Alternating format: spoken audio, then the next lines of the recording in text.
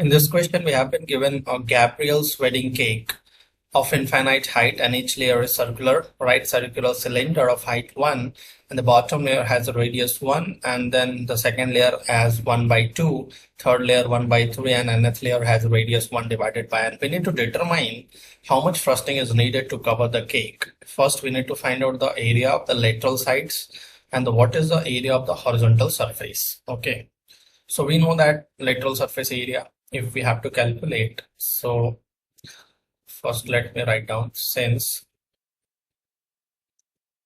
lateral surface area, we know it is equals to 2 pi RH, correct? So in this case, I will denote lateral surface area by AL, so it will be equals to 2 pi RH.